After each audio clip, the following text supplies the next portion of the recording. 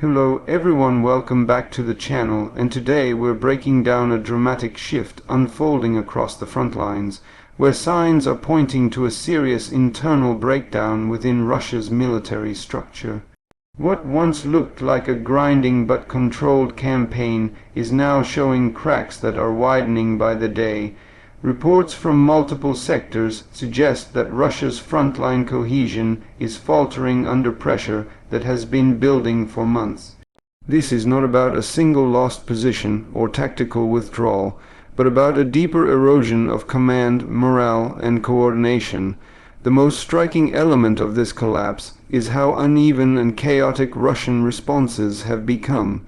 In some areas, units are retreating without clear orders, while neighboring formations remain locked in place, unaware that their flanks are exposed. This kind of disorder rarely happens overnight. It is the result of sustained stress on a force that is already stretched thin by manpower shortages, equipment losses, and exhaustion among frontline troops. One of the key drivers behind this internal breakdown is the ongoing attrition of experienced soldiers and junior officers. These are the people who normally hold units together under fire, translating orders into action and keeping morale from collapsing. As losses mount, replacements are often rushed forward with minimal training. Many of these soldiers arrive at the front lacking both confidence and trust in their leadership, which makes them far more likely to break under pressure. Another critical issue is the degradation of command and control. Communications equipment has been repeatedly targeted, and when lines go down, units are left operating in isolation, unable to coordinate movements or call for support. In modern warfare, this isolation is deadly.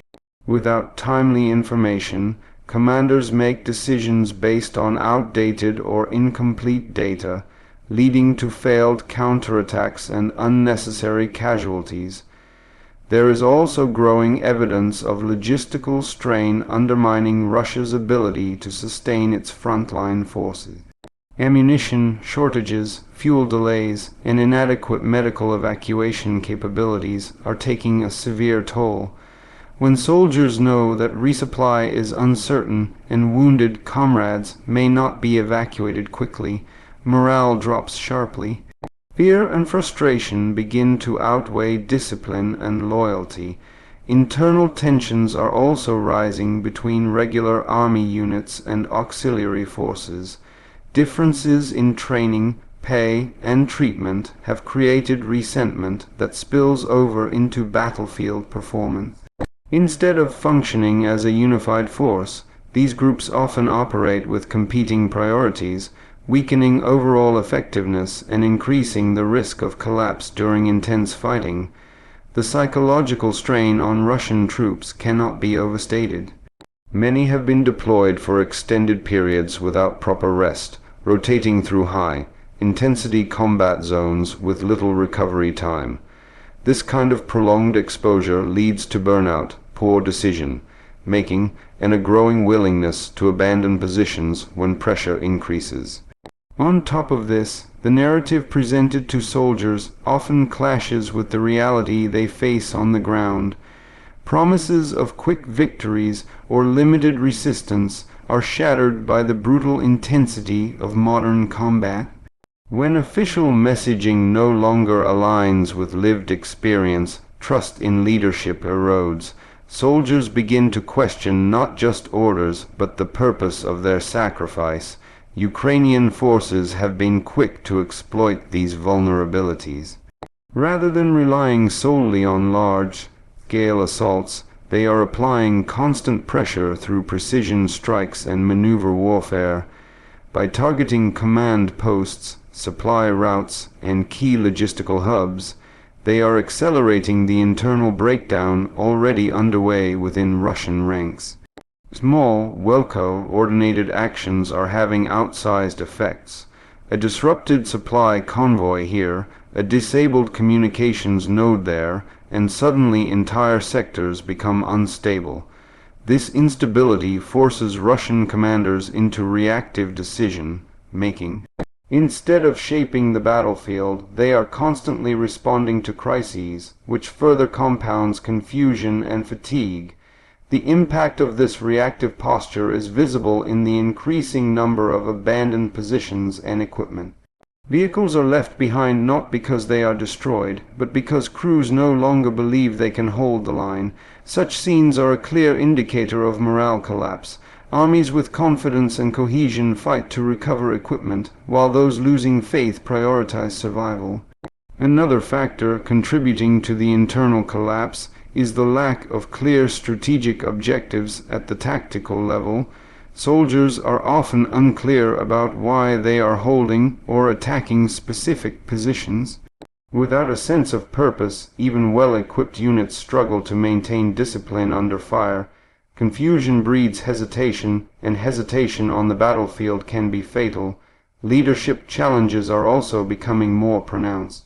Frequent changes in command disrupt continuity and make it difficult to build trust between officers and their troops. When soldiers feel their commanders are interchangeable or politically appointed rather than competent, respect diminishes and orders are followed less rigorously. The ripple effects of these issues extend beyond the immediate front lines. Rear area units tasked with logistics and support are also feeling the strain, further weakening the entire system. As pressure builds, internal blame games emerge.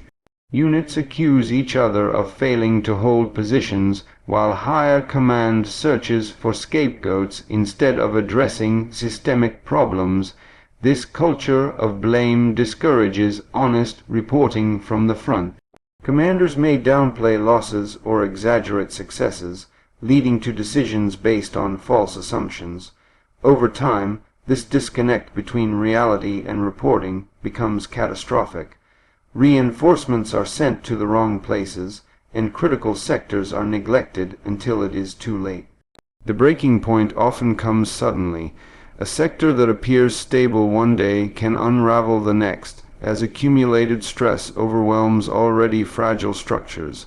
When this happens, retreat can turn into rout. Without coordination, units withdraw along different routes, clogging roads and creating targets for precision strikes. These chaotic withdrawals further damage morale, reinforcing the sense that the situation is out of control and leadership is unable to protect its own forces. The internal collapse also affects Russia's ability to adapt tactically. Innovation and flexibility require trust and initiative, both of which are in short supply under current conditions. Instead of adapting, many units default to rigid tactics that are predictable and vulnerable. This predictability makes them easier to counter and accelerates losses. Training deficiencies play a major role here. Troops rushed to the front often lack the skills needed to operate independently or respond to unexpected threats. In contrast, opposing forces that emphasize decentralized decision-making can exploit gaps quickly, turning small advantages into significant breakthroughs. Another overlooked aspect is the information environment. News of setbacks spreads rapidly among troops, even when officially denied or downplayed. Smartphones, social media, and word of mouth ensure that soldiers know when neighboring units collapse or suffer heavy losses, further undermining confidence. Attempts to suppress this information often backfire. When soldiers feel they are being lied to, distrust deepens and loyalty weakens. The cumulative effect of these pressures is a force that is breaking from within. Even without a single decisive battle, the front can collapse under the weight of its own contradictions. This kind of collapse is especially dangerous because it is hard to reverse. Rebuilding trust, morale, and cohesion takes time that may not be available. While additional troops or equipment can temporarily stabilize a sector, they do little to address the underlying issues causing the breakdown. History shows that armies facing internal collapse often appear strong on paper right up until the moment they fail. Numbers and hardware cannot compensate for lost confidence. What we are seeing now fits that pattern. The signs are subtle in isolation, but together they paint a picture of a force struggling to hold itself together. For commanders on the ground, every day becomes a balancing act between enforcing discipline and preventing outright mutiny or mass desertion. For soldiers, the focus shifts from mission objectives to personal survival, which fundamentally changes how units operate under fire. As this dynamic spreads, the front becomes increasingly fragile. A well-timed push or unexpected maneuver can trigger a cascade of failures. This is why the current situation is so significant. It suggests not just temporary setbacks, but a deeper structural problem within Russia's military effort. Whether this internal collapse leads to a broader strategic defeat depends on how quickly and effectively these issues can be addressed. However, the longer they persist, the more difficult recovery becomes. Time, in this case, favors the side that can maintain cohesion and adaptability. For now, all indicators point to a front line under immense strain, where internal fractures are proving just as damaging as enemy fire. As events continue to unfold, understanding these internal dynamics is crucial to grasping where the conflict may be heading next. This is not just about territory gained or lost, but about the fundamental ability of an army to function under sustained pressure.